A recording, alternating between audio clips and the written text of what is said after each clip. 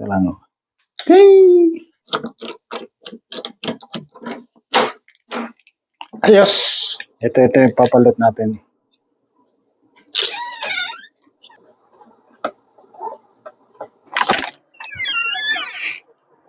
Ayos!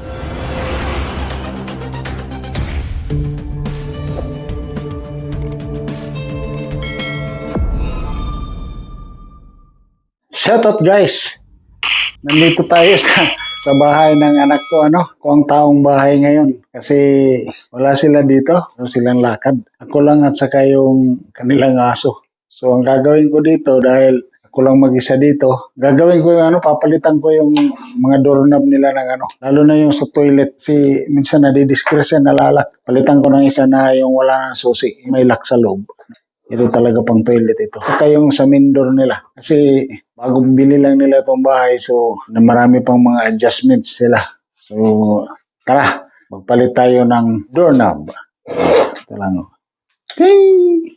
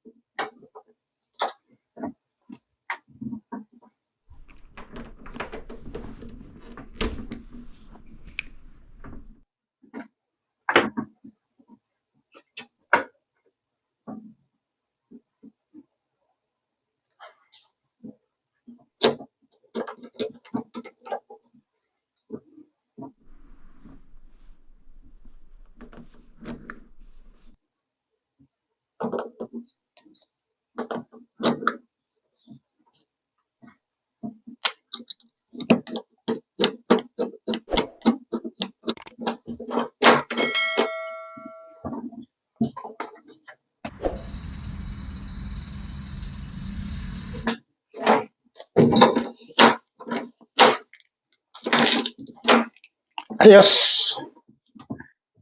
Ayan, tapos natin ang isa. Dito naman tayo sa main door, guys. Ayun dito main door, exit door sa kusina kasi ito eh. Nakalubabas yung alaga.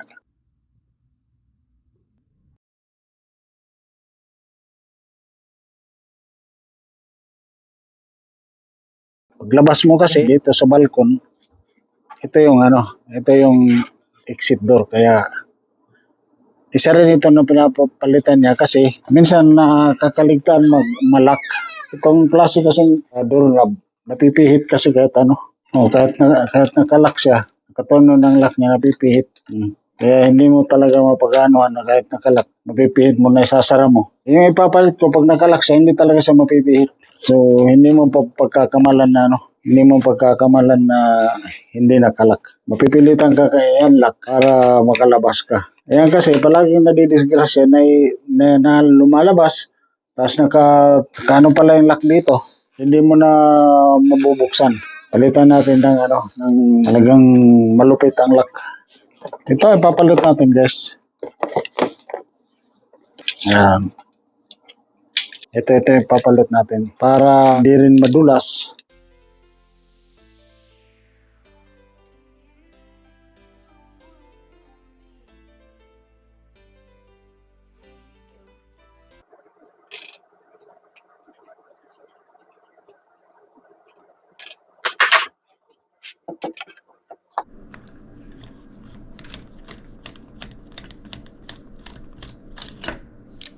Padapling.